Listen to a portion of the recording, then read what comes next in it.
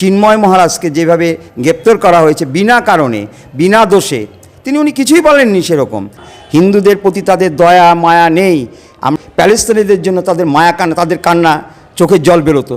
কিন্তু দুর্ভাগ্য, কাশ্মীরে পণ্ডিতদের যখন সেই কাশ্মীর থেকে তাড়ানো হলো হিন্দু পণ্ডিতদের, তখন ওখানকার মুসলমানরা যেভাবে তাদেরকে হত্যা করা হলো, নারী নির্যাতন করা হলো, তাদের সম্পত্তি লুট করা হলো। ও দুর্ভাগ্য, আমার পশ্চিমবঙ্গের বুকে কোনো বামপন্থী, কোনো কংগ্রেস সেই আন্দোলনে বা এই প্রতিবাদের জন্য রাস্তায় নামেনি। আর সেই সব মানুষদের যারা ভারতবর্ষের জাতীয় পতাকাকে অবমাননা করে, পায়ের নিচে রাখে, সেই জাতিকে আমরা ধিক্কার জানাই। আমরা মনে করি সেই জাতির প্রতি চরম শাস্তি নেমে আসুক, এটাই আমরা চাই। সেটা এই মুহূর্তে অশান্ত বাংলাদেশ, এবং এই মুহূর্তে আপনারা জানেন যে চিন্ময় প্রভু এক সন্ন্যাসীকে দিনের পর দিন জেলবন্দি করে রাখা হয়েছে বাংলাদেশে বিনা বিচারে। এই নিয়ে কথা বলবো আমরা বঙ্গীয় প্রাদেশিক হিন্দু মহাসভার মূল কার্যালয়ে আমরা বসে আছি। সেখানকার নেতা অনন্ত সিংহ রায়ের সঙ্গে কথা বলবো টক টু বাংলার পর্দায়। অনন্তবাবু, প্রথমে আপনাকে স্বাগত জানাই টক টু বাংলার পর্দায়। এবং এই মুহূর্তে বাংলাদেশে যেভাবে হিন্দুদের উপর অত্যাচার হচ্ছে, নতুন বাংলাদেশ যেটাকে ফ্রেম করা হচ্ছিল, এই মুহূর্তে হিন্দুরা কতটা ঠিক সংকটে আছে বাংলাদেশে? সকলকে নমস্কার জানাই, দর্শকবৃন্দকে আপনাদের। আমি যে প্রশ্নটা করলেন, কী রকম আছেন বাঙালি হিন্দুরা বাংলাদেশে, ভয়ঙ্কর অবস্থায় আছে, যা সারা পৃথিবী হিন্দুরা যারা আছেন তারা আতঙ্কিত। তারা ভয় পাচ্ছেন যে পশ্চিমবঙ্গ নয়, এটা বাংলাদেশে যারা নাগরিক রয়েছেন, হিন্দু নাগরিক, তাদের যে সংকট, তাদের যেভাবে নিধন করা হচ্ছে, তাদের ব্যবসা বাণিজ্য এবং মেয়েদের এবং মহিলাদের যেভাবে নির্যাতন করা হচ্ছে, এটা খুবই লজ্জার এবং খুব ধিক্কার জানাই। আমরা বঙ্গীয় প্রাদেশিক হিন্দু মহাসভা থেকে আমরা প্রতিবাদ জানাই।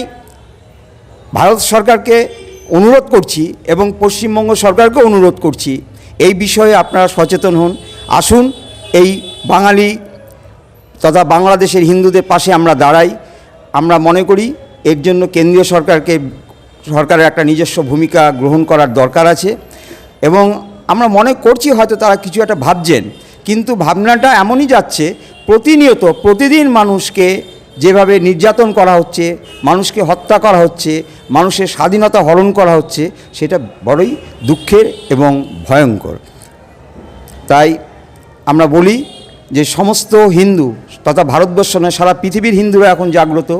তারা এই প্রতিবাদের জন্য তারা রাস্তায় নেমেছে। বিভিন্ন দেশে আমরা দেখতে পাচ্ছি, বিদেশেও দেখতে পাচ্ছি যে সমস্ত হিন্দুরা এই অন্যায়ের বিরুদ্ধে, এই হিন্দু নিধনের বিরুদ্ধে এই জামাত এবং বিএনপি মিলে, এবং ইউনিস একজন পুরস্কারপ্রাপ্ত, মানে শান্তি পুরস্কার প্রাপ্ত, তিনি কি করে যে নির্যাতন কাজে লিপ্ত এবং তার নেতৃত্বে এটা ঘটছে, সারা পৃথিবী এটা যেন ধিক্কার জানাচ্ছে। এবং এই মুহূর্তে কি কোথাও গিয়ে দ্য গ্রেট ক্যালকাটা কিলিং, যেটার কথা শুনলেই আমরা শিউরে উঠি, সেই স্মৃতিটাকে উস্কে দিচ্ছে বাংলাদেশের বর্তমান পরিস্থিতি? হ্যাঁ, এটা ঠিকই বলেছেন।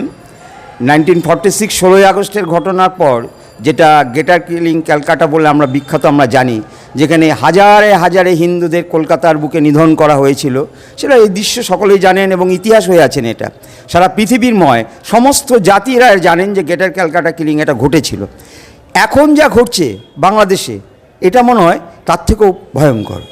কেননা মানুষ পালাতে পারছে না, তার সম্পত্তি, তার সন্তান, তার মেয়ে, তার স্ত্রী, প্রত্যেককে যেইভাবে হত্যা করা হচ্ছে এবং নারী নির্যাতন করা হচ্ছে, নারীতে যেভাবে ধর্ষণ করা হচ্ছে, সেটা ভয়ঙ্কর, সেটা লজ্জার বিষয়। ইউনিস সরকার যে কি করতে চাইছেন, ইনি শান্তি পুরস্কার প্রাপ্ত একজন শাসক হয়েছেন, কিন্তু উনি ঠিক শান্তি পুরস্কারের যোগ্য নন।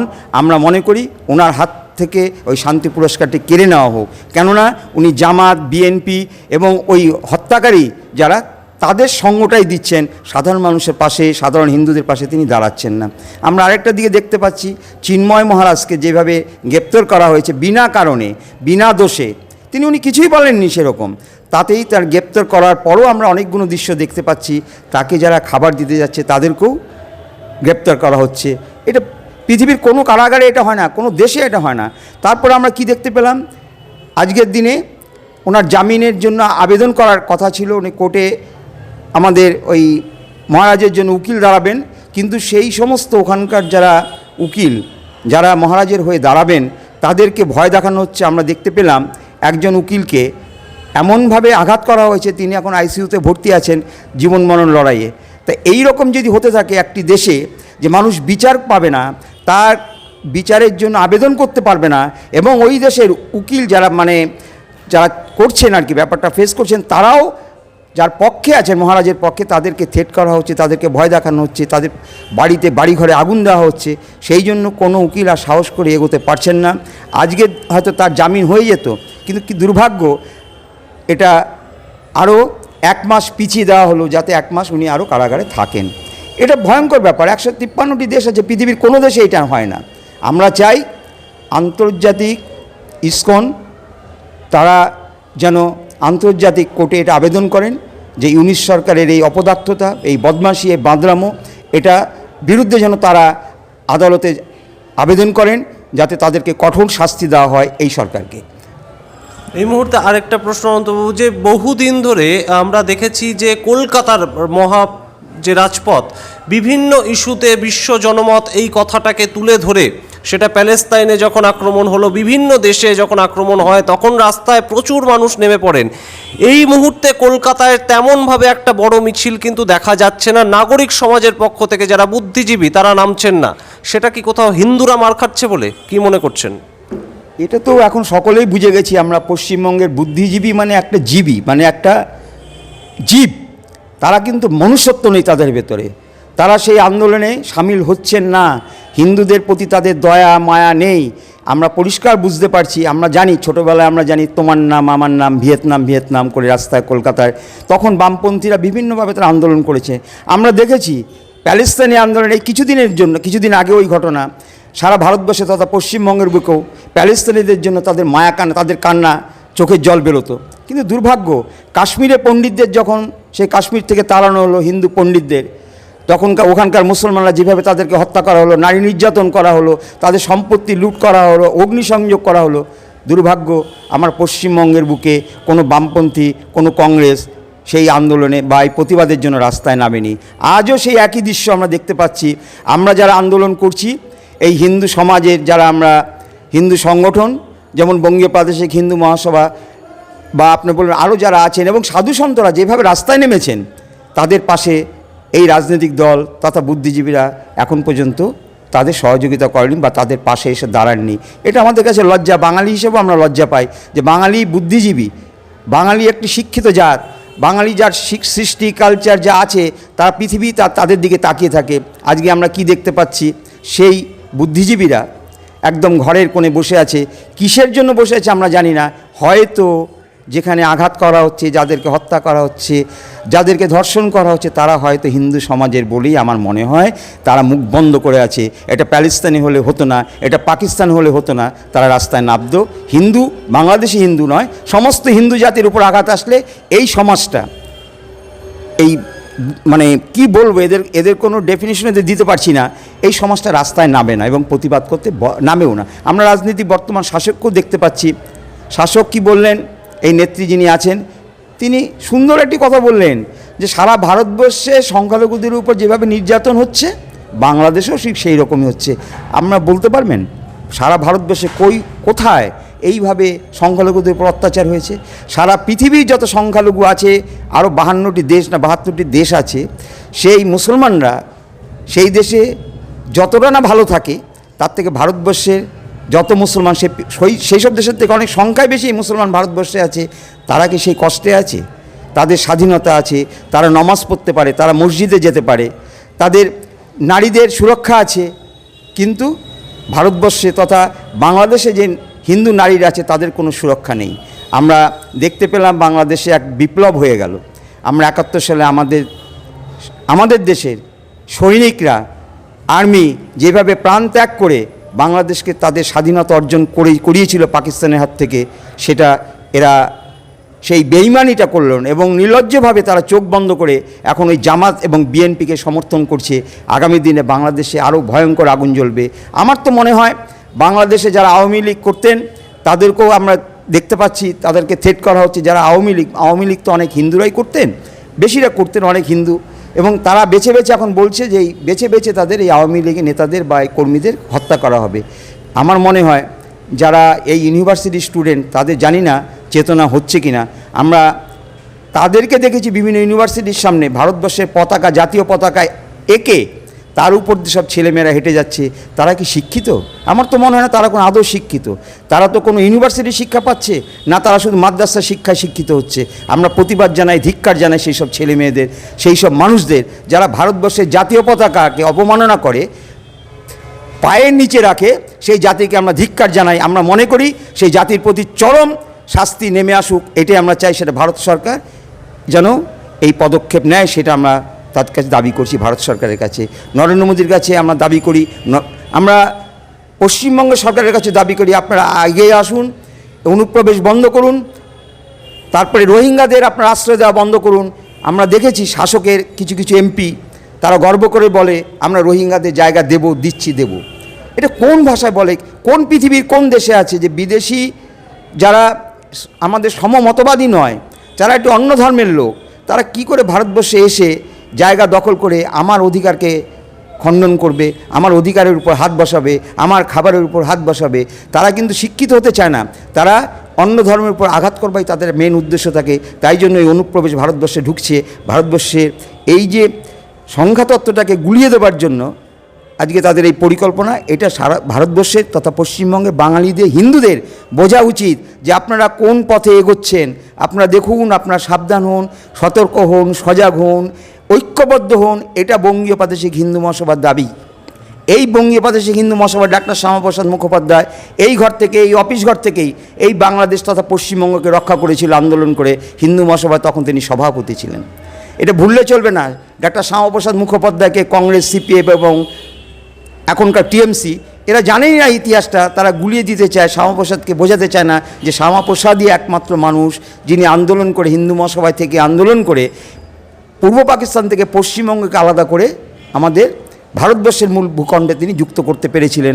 এবং সেই জন্য আমরা গর্ব করে বলতে পারি আমরা ভারতবর্ষের নাগরিক, আমরা স্বাধীন ভারতের নাগরিক। আমরা এখনও বলতে পারি আমরা হিন্দু। যদি আমরা বাংলাদেশে থাকতাম আমাদের অবস্থা কী হলো সহজে অনুমেয়। তাই আমরা বলি পশ্চিমবঙ্গে যারা বাঙালি হিন্দু বেঁচে আছেন তারা সতর্ক হন, তারা সজাগ হন, তারা প্রতিবাদের রাস্তায় নেমে আসুন, সব কিছু ভুলে এই আন্দোলনে সামিল হন। প্রতিদিন আন্দোলন করুন এবং প্রতিবাদ করুন ইউনিশ সরকারের বিরুদ্ধে এবং জামাত বিএনপির বিরুদ্ধে। এই আবেদন আমি পশ্চিমবঙ্গে এবং বঙ্গীয় প্রাদেশিক হিন্দু মহাসভা থেকে সমস্ত বাঙালি হিন্দুর কাছে আবেদন রাখছি। ঠিক সেই জায়গা থেকে আরেকটা আপনি যেটা বারংবার আপনি বলার চেষ্টা করছেন যে পশ্চিমবঙ্গের যা হিন্দু তাদের পক্ষে কি এই মুহূর্তে বাংলাদেশের যে পরিস্থিতি সেটা কি বেশ খানিকটা ভয় দেখানোর মতন নয়, বেশ খানিকটা অশনি সংকেত নয়? তারা কি সুরক্ষিত পশ্চিমবঙ্গের যা অবস্থা সেই অনুপাতে? হ্যাঁ, এটা তো নিশ্চয়ই আমরা তো প্রতিদিন দেখতে পাচ্ছি সোশ্যাল মিডিয়ার মাধ্যমে যে তারা ভয় দেখাচ্ছে, যে এমন তারা করছে, বলতে চাইছে যে তারা এমন আর্মস টার্মস জোগাড় করেছে ভারতবর্ষকে আক্রমণ করে। ওই যে চিকেন নেক যেটা আছে নর্থ বেঙ্গলের দিকে, ওটাকে আলাদা করে দিয়ে সেভেন সিস্টারকে আলাদা করে দেবে, ভারতবর্ষের থেকে খণ্ডিত করে দেবে। কিন্তু এটা মূর্খের স্বর্গে বাস করছেন ওরা জানে না ওদের জোর কতটুকু, ওদের ক্ষমতা কতটুকু, ওদের অস্ত্রের জোর কতটুকু। ওরা কি করে করবে? ভারতবর্ষের এখন পৃথিবীর পঞ্চম অর্থনৈতিক অবস্থা তাদের, আমরা রয়েছি তৃতীয় স্থানেও, আমরা অর্থনৈতিক এগিয়ে যাচ্ছি। সামরিক শিক্ষায় আমরা তৃতীয় স্থানে রয়েছি সামরিক দিক থেকে। তা কী দিকে এগোচ্ছে ওরা চাইছে ইসলামের মাধ্যমে, ইসলামের দোহাই দিয়ে, কোরআনের দোহাই দিয়ে ভারতবর্ষকে দ্বিখণ্ডিত করবে, পশ্চিমবঙ্গের হিন্দুদের নিধন করবে। এবং তারা বলছে আগামী দিনে বাংলা, বিহার, উড়িষ্যাকেও এরা দখল করে নেবে। এরা মূর্খের স্বর্গে বাস করছে। সব কিছু কোরআনের মাধ্যমে হয় না, সব কিছু ইসলামের মাধ্যমে হয় না। তাহলে সমস্ত পৃথিবী আজকে ইসলাম হয়ে যেত। সুতরাং সেটা সম্ভব নয় বাংলাদেশের মূর্খদের কাছে। ওই যারা জামাত এবং বিএনপি আছে তাদেরকে আমরাও সাবধান করছি পশ্চিমবঙ্গের হিন্দু সমাজ থেকে, আপনারা সাবধান হন, কারণ ধ্বংস শুধু একজন হবে না, ধ্বংস আপনারাও হবেন, এটা নিশ্চিত। এবং শুভেন্দু অধিকারী রাজ্যের বিরোধী দলনেতা, তার যে স্ট্যান্ড পয়েন্ট, তিনি বারংবার বলছেন যে আমরা সংখ্যায় কমছি। তিনি কয়েকদিন আগে একটি বক্তব্য রেখেছিলেন যে বিজেপিতে এই মুহূর্তে যে জায়গাটা, সংখ্যালঘু যে সম্প্রদায় তাদের যে ভোট সেটা দরকার নেই। সেটাকে কিভাবে দেখছেন যে ভোটের রাজনীতি বারংবার ঢুকে পড়ছে, সেটা বিজেপি হোক, তৃণমূল কংগ্রেস হোক, তাদের সবার মধ্যে কংগ্রেসে যে বক্তব্য অধীর রঞ্জন চৌধুরীর পক্ষ থেকে এসছে কিংবা বামপন্থীদের পক্ষ থেকে বারংবার একটা বিষয় বিষয়টাকে ঘোলা জলে মাছ ধরতে চাইছে রাজনীতির, সেই জায়গায় আসল যে বক্তব্যটা যে হিন্দুরা আক্রান্ত হচ্ছে বিভিন্ন জায়গায়, শুধু বাংলাদেশে নয় পৃথিবীর বিভিন্ন জায়গায়, সেই জায়গায় আপনাদের এই মুহূর্তে পরবর্তী কর্মসূচি এবং আপনাদের মূল বক্তব্য আর একবার যদি দর্শকদের জন্য বলে দেন। আমরা চাই যে শুভেন্দুবাবু যে আন্দোলন করছেন, প্রতিবাদ যে রাস্তায় নেমেছেন সঠিকভাবেই করছেন এবং উনি সাধু সন্তদের কাছে সাথেই রয়েছেন এবং বাঙালি হিন্দুদের উনি ভীষণভাবে সতর্ক করছেন, এটাই প্রয়োজন। আমরাও সতর্ক করে যাই, ভারতবর্ষে পশ্চিমবঙ্গে হিন্দু মহাসভা যেভাবে আন্দোলন করেছে, আগামী দিনে এইভাবেই আন্দোলন আবার একত্রিত হবে। আমরা কি দেখতে পেলাম, মুর্শিদাবাদ জেলার এক নেতা হুমায়ুন কবির বলে তার নাম, তিনি হিন্দুদের ধমকালেন যে এখানে 30% বা 30% হিন্দু যারা আছেন তাদের কেটে ভাগীরথীর জলে ভাসিয়ে দেওয়া হবে। দুর্ভাগ্য আমাদের পশ্চিমবঙ্গের একটি বুদ্ধিজীবী এবং পশ্চিমবঙ্গের মুখ্যমন্ত্রী তার জন্য কোনো প্রতিবাদ করেননি। তিনি বলতে চাইছিলেন যে হিন্দুদের মেরে আমি শেষ করে দেবো। এই প্রতিবাদ করার কথা ছিল মাননীয় মুখ্যমন্ত্রীর এবং প্রতিবাদ করার কথা ছিল প্রশাসনের, পুলিশ তাকে তার ব্যবস্থা করা উচিত ছিল আইনগত, যে আপনি এই কথাটা কী করে বললেন এবং আপনি বলতে পারেন না। এই কথাটা যদি হিন্দু মহাসভার কোনো কর্মী বা ভারতীয় জনতা পার্টির কোনো কর্মী বলতেন, সাথে সাথে পরের দিনই পুলিশ এসে তাকে অ্যারেস্ট করে নিয়ে চলে যেত। প্রশাসনের যে দৃষ্টিভঙ্গি, এর জন্য আমরা তাদের ধিক্কার জানাই।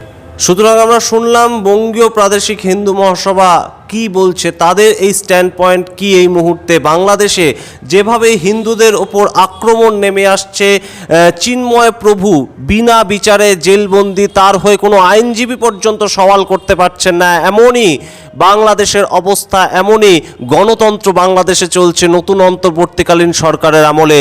সেই অবস্থায় হিন্দুরা কতটা সুরক্ষিত, পশ্চিমবঙ্গেই বা হিন্দুরা কতটা সুরক্ষিত, সেই সমস্ত কিছু নিয়ে আলোচনা করলাম আমরা হিন্দু মহাসভার একদম পশ্চিমবঙ্গের প্রধান কার্যালয়ে বসে সেখানকার নেতা অনন্ত সিংহ রায়ের সঙ্গে। এবং আপনারা দেখতে থাকুন টক টু বাংলার সমস্ত ধরনের নিউজ আপডেট পাওয়ার জন্য ভুলবেন না টক টু বাংলা ইউটিউব চ্যানেলটিকে সাবস্ক্রাইব করতে। ধন্যবাদ।